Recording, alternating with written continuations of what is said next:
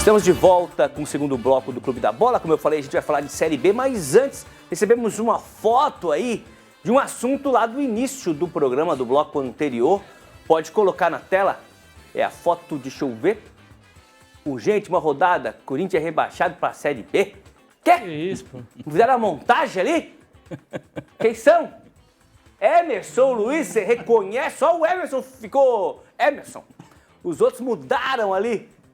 Conta pra gente, Emerson, que foto é essa? Essa montagem quem faz, aliás, ele faz muito bem, eu nunca vi, o cara é um ninja, é um MacGyver das artes, é o Nogara, que é o cara que mais pega no pé desse da esquerda, que é o Butzi, que tá com cara de choro ali. O Butzi é corintiano, o Nogara é palmeirense. Não, o Butzi ficou parecido comigo sem barba. Se eu tirar a barba, eu fico meio Butzi. Não tirarei, não tirarei. Pessoal de casa, não tirarei. No canto da tela direita tem o Gustavo, que é São Paulino. Ou seja, todo mundo zoa o Butz ali, o da esquerda, que tá no meu lado ali.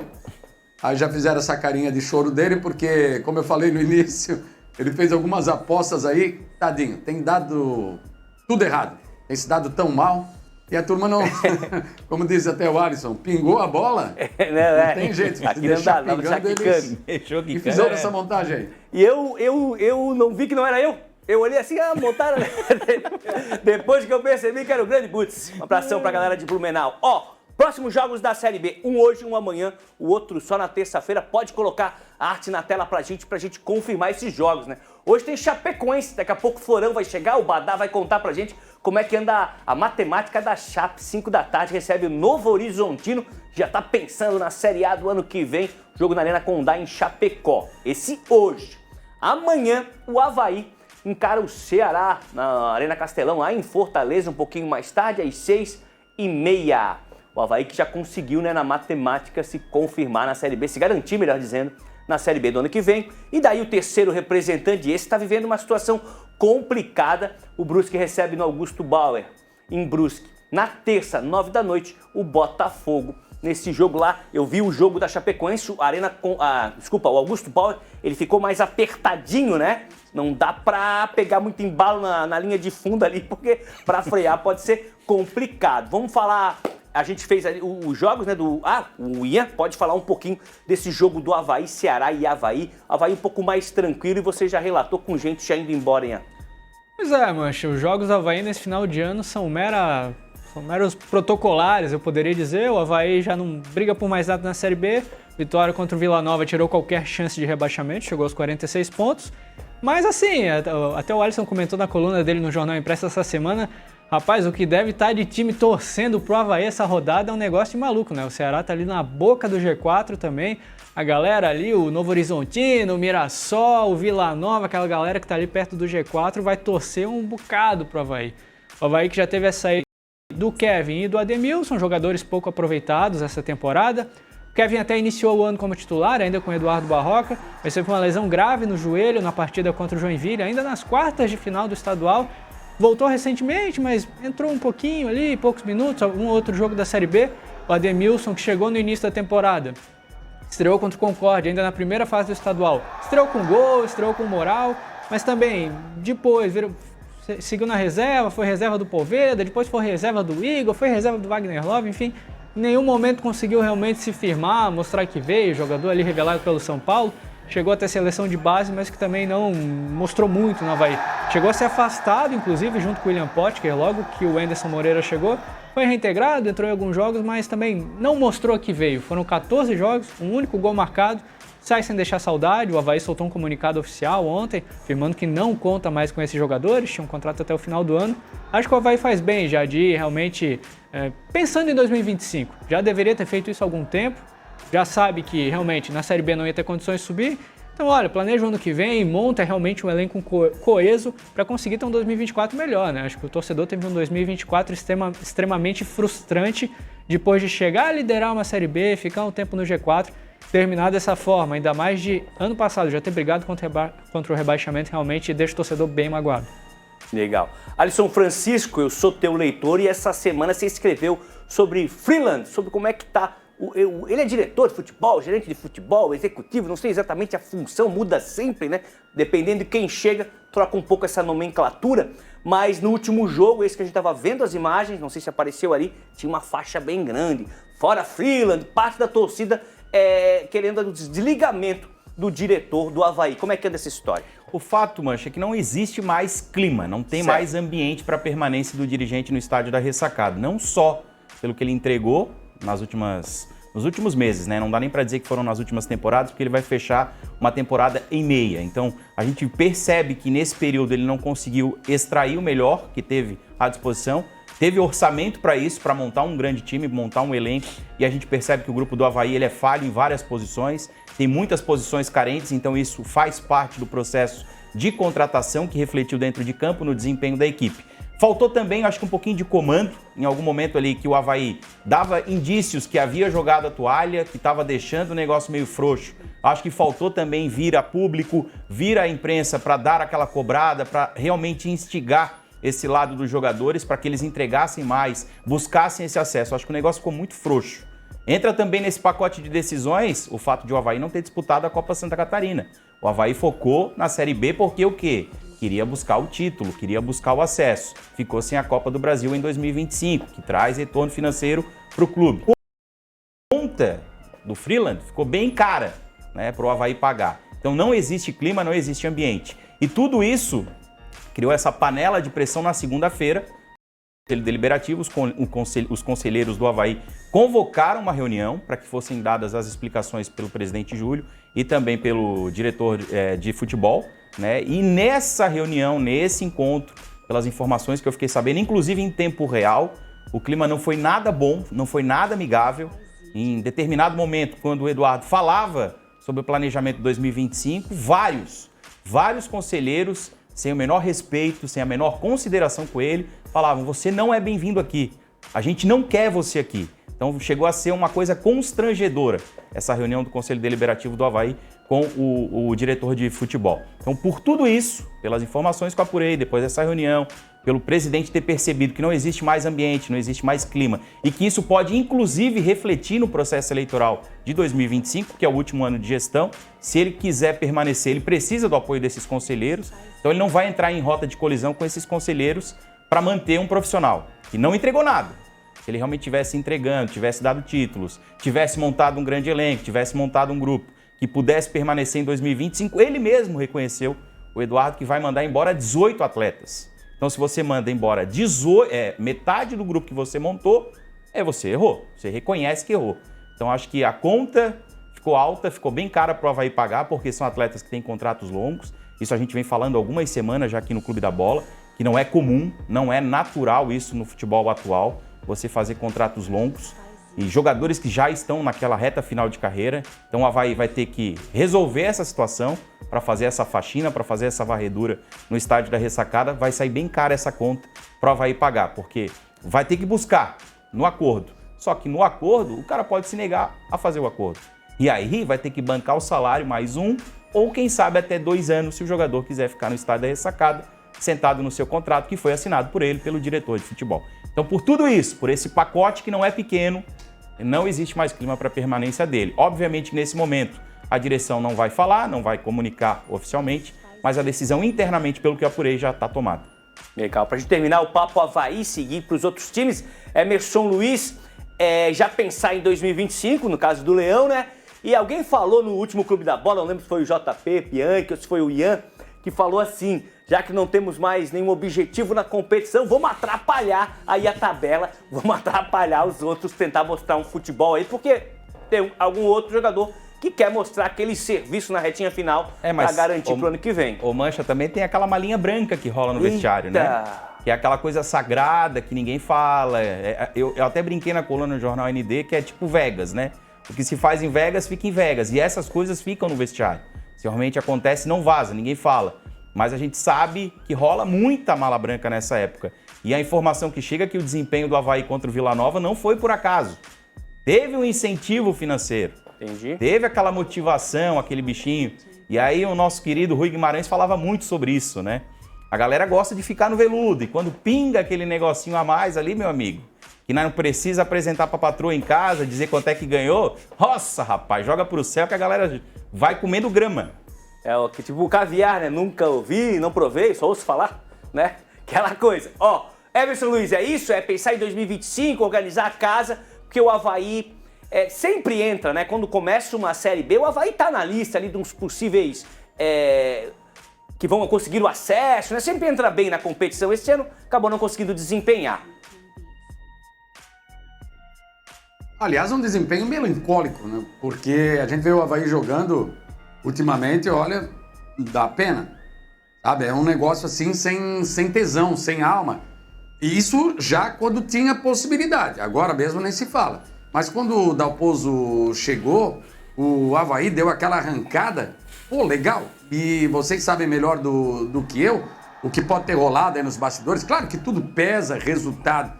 Mas eu entendo que houve uma precipitação. Olhando daqui, enxergando aqui do Vale para capital do estado. Tirar o Dalpozo para trazer o Anderson Moreira. Claro, ele chegou, deu aquela arrancada, mas foi uma arrancada muito tímida.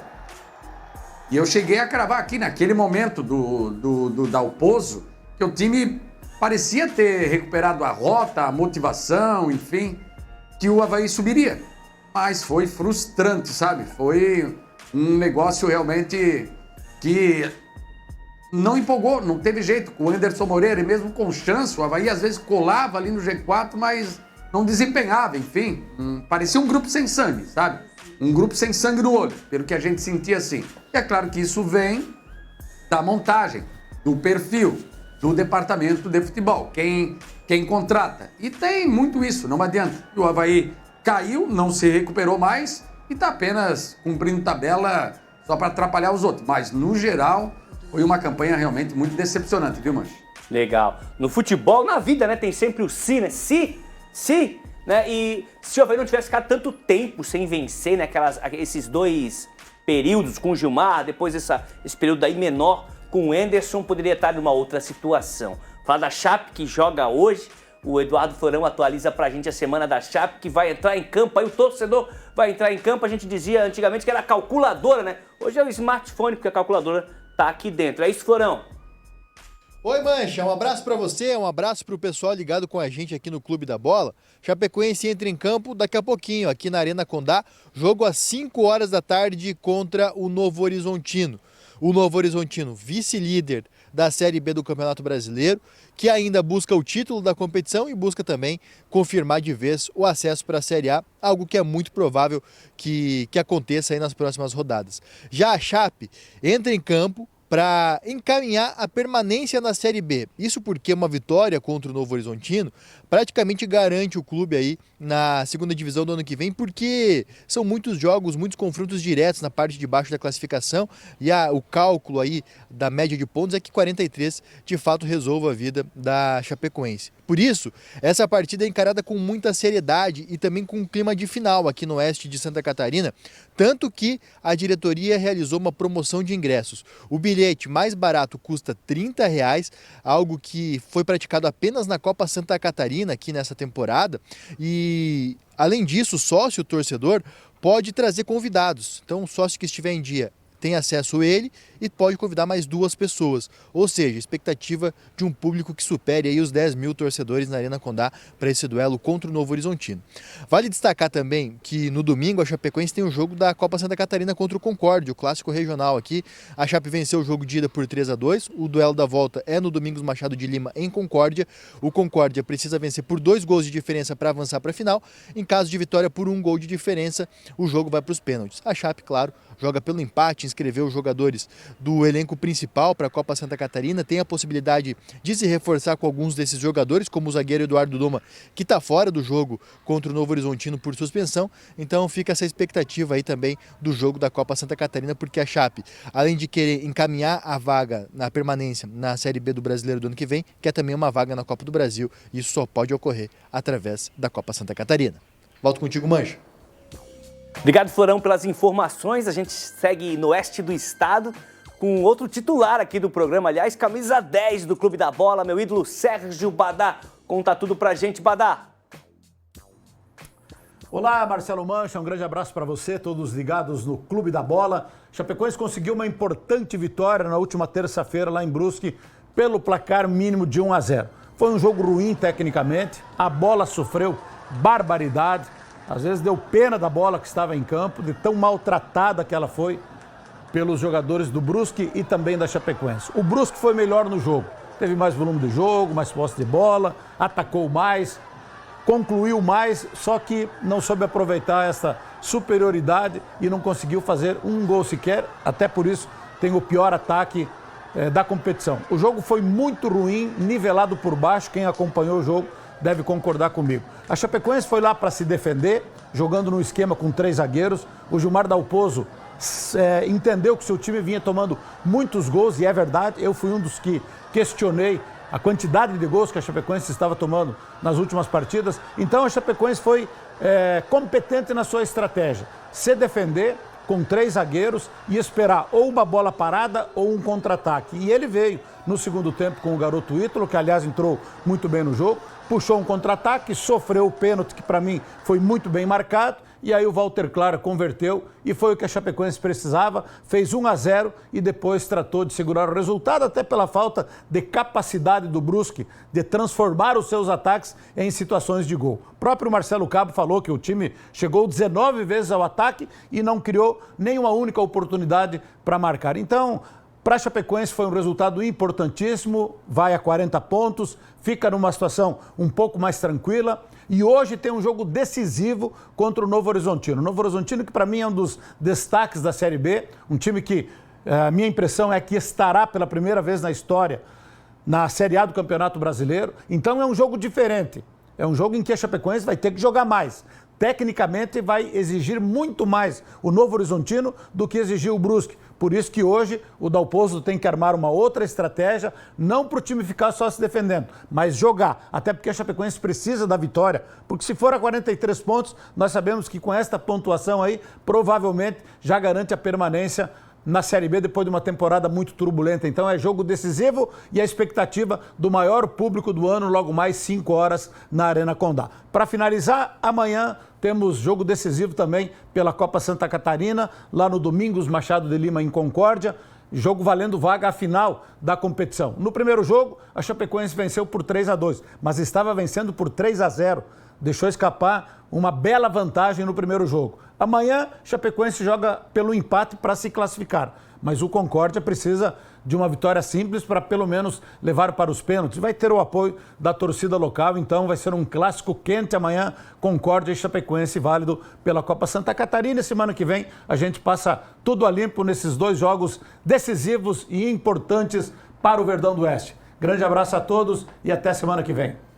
Valeu, Badá, até semana que vem. Fazer um giro bem rapidinho aí, Emerson. A Chape escapa na matemática, poderia ser até hoje, mas a Chape escapa desse rebaixamento, fica na Série B? Fica. Acredito que sim, foi fundamental essa vitória diante do Brusque no Augusto Bauer e o Brusque ficou numa situação delicadíssima. Ian, fica? A Chape fica e o Brusque não. O Brusque não se salva, tá muito delicada a situação. Alisson Francisco, você acredita que a Chape permanece na Série B?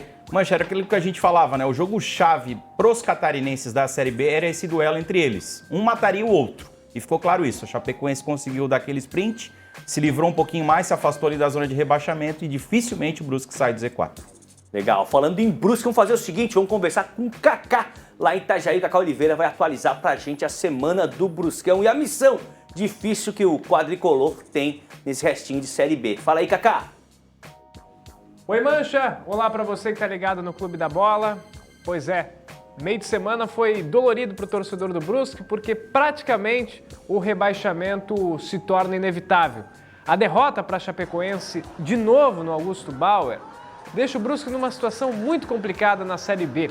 A tabela era muito boa, chamava atenção, por várias vezes falei aqui no Clube da Bola, falei no Balanço Geral também, de que o Brusque tinha uma tabela só com confronto direto e trazendo os jogos para o Augusto Bauer, no alçapão, com participação da torcida, o Brusque tinha tudo para pontuar e conseguir escapar desse rebaixamento. Mas jogando em casa, com bons públicos, viu? Contra a Chapecoense, foram mais de 3 mil torcedores que incentivaram, que cantaram. Só que o time não consegue fazer gol. É um problema crônico do Brusque nessa temporada. A dificuldade do meio para frente. E outra situação que incomoda também é, se vencer, sai da zona de rebaixamento. Aí vai lá e tropeça. E novamente contra a Chapecoense, não sairia do Z4. Mas deixaria a Chapecoense próxima, ali ameaçada ainda de rebaixamento, como um possível concorrente a cair no lugar do Brusque. E, obviamente, o Brusque teria condições de, na outra rodada, sair. Mas não, perdeu e perdeu no modo all-in para quem joga pôquer. O Brusque apostou, foi tudo ou nada. Se lançou ao ataque, tomou o gol de contra-ataque, na verdade, o pênalti, que aí originou o gol da Chapecoense. E aí o torcedor saiu praticamente já aceitando a ideia de ter que jogar a Série C no ano que vem.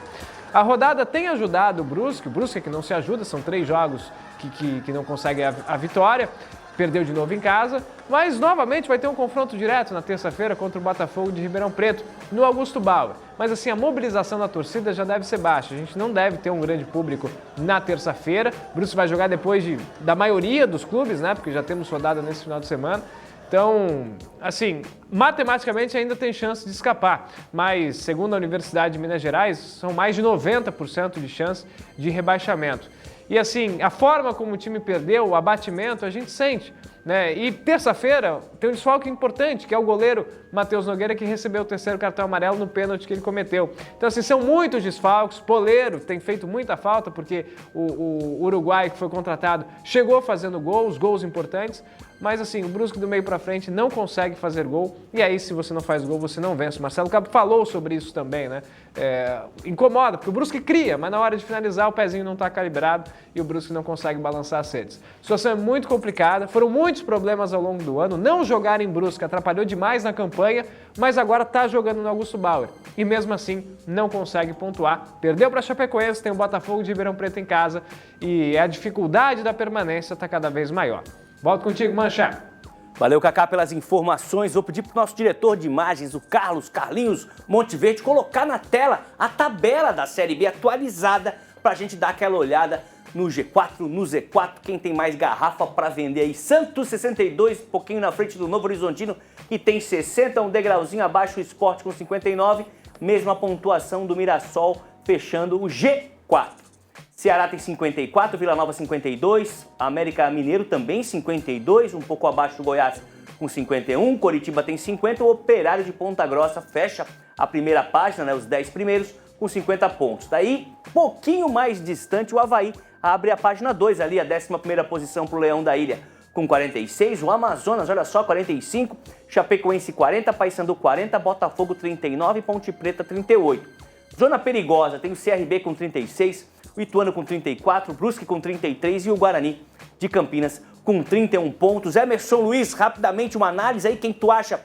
Tu acha que o G4 é isso aí? Alguém pode incomodar ali o Ceará, o Vila Nova estão um pouco distantes dos 4 primeiros. E o Z4, o Guarani já foi, né? O Brusque tá querendo ir, o Ituano quem sabe e o CRB também pode ficar pelo caminho. É por aí? É por aí, Mancha, porque 35, 36, 37, 38, 4 rodadas ainda, 12 pontos em disputa, não dá para cravar. Por isso que quando o Kaká até falou ali, mas a gente ouve muito isso, dizer que segundo os matemáticos, o time tal tem 90% de chance de cair, o outro 5% de subir. Cara, mas não adianta, vamos tomar como base ali o Brusque, que eu acho difícil, realmente, como a gente falou. 33 pontos. Mas se ele faz 100% e os adversários tropeçam, ele pode chegar.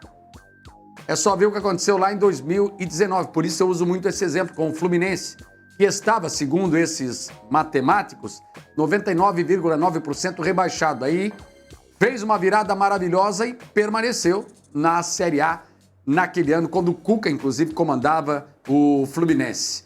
Mas lá em cima, Santos garantido, Novo Horizontino garantido. A atuada do Sport é muito boa, do Mirassol também, mas não dá, viu, Mancha, por conta do que eu falei, descartar ainda.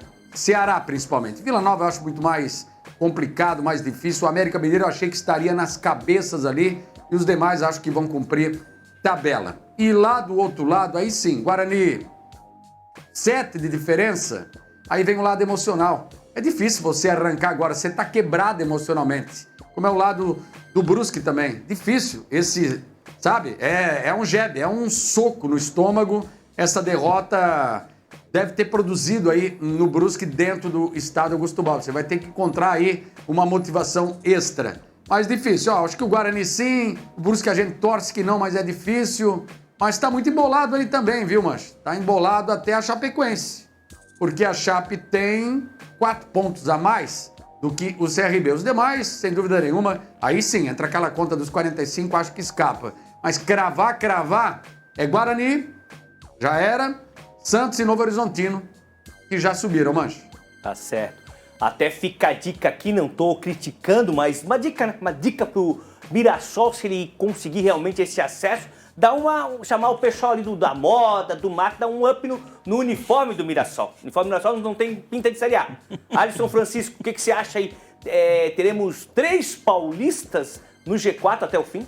Mancha, eu acho que muito provável que permaneça como está, mas fico na torcida para que o Ceará roube a vaga do Mirassol. Acho que é muito ruim para a elite do futebol nacional ter 3 equipes sem torcida. Porque já coloco nesse pacote aí o Bragantino, que mesmo com a Red Bull chegando, com todo o investimento, a gente percebe que o estádio está sempre vazio, nunca tem um grande público. Então aí a gente teria Bragantino, Mirassol e Novo Horizontino. 3 clubes de São Paulo com grande investimento, mas que não tem nenhuma paixão do lado do torcedor. Não existe nenhuma identidade dos torcedores com essas equipes, com esses clubes. Eu acho que é muito ruim para a Série A de Campeonato Nacional. Sinceramente, eu torço bastante para que o Ceará suba, que daí a gente consegue ter aquela rivalidade bacana com o Fortaleza, né? Na elite do futebol nacional. Mas, pela matemática, pela pontuação, acho que é pouco provável que esse G4 seja alterado. E por essa pontuação, eu acho que dói mais ainda ver que o Avaí não brigou pelo acesso. Porque nunca esteve tão fácil para subir, gente. É só ver essa pontuação, como é que tá esse G4, como a vida tá tranquila para os 4 primeiros colocados. Era só se esforçar um pouquinho. Não precisava fazer nenhuma estrepulia, nada fora do comum. Era só fazer um esforcinho que dava para subir. Nunca teve tão fácil para subir como esse ano. Verdade. Citamos o Miguel ali no intervalo, né? A gente tava papeando aqui nos bastidores. O Alisson citou o Miguel. O Miguel diria agora, tomara que eu queime a língua! Tomara que eu queime a língua! Mas coloca o uniforme aí do Mirassol pra eu dar uma olhada. Falei que o uniforme não era tão legal assim pra chegar na Série A. O Bragantino é um exemplo, né? Tinha um uniforme até um pouco comum. Parece um canarinho, assim. Rapaz. O pessoal da ilha que gosta do canarinho. Não é Série A, não sei se é de Série A, não sei. Esse aí tá bonito, esse aí até tá legal. Tava pensando no outro, que é um amarelo, um tom abaixo, assim, um tom mais clarinho, assim. Mas dá pra dar um upzão, né? Distribuir muito patrocinador também, né? Tem muito, tem que ter, né? Tem que ter, futebol tá caro. Mas dá pra dar uma melhorada aí e mandar um uniforme lindão. Bragantino, né? Bragantino, pô, uns uniformes muito bonitos depois dessa parceria aí com a Red Bull. A gente termina o Papo Série B com o Ian Cel. Ian, tá tudo mais ou menos definido. Acho que o Ceará pode incomodar ali ainda os 4 primeiros.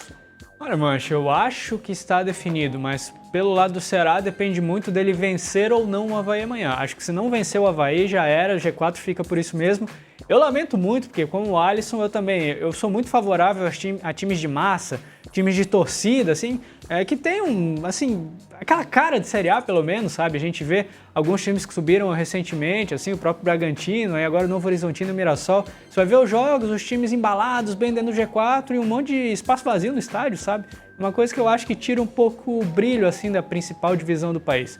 No Z4, eu acho que Guarani, Brusque e Ituano já eram.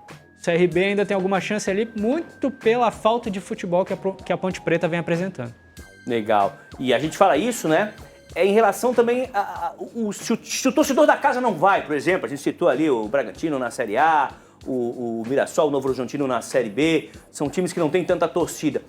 Para a torcida adversária, do tamanho no Brasil, com as longas distâncias, é difícil também ir. Daí fica um jogo ali com meia dúzia de gato pingado na arquibancada, né? E lembro muito uma imagem de um comentarista falando, né? Na transmissão, na televisão, TV a cabo, na época a gente chamava TV a cabo. O cara falou, a torcida do Avaí compareceu. Daí o cinegrafista vai lá e pega 6 pessoas, cara.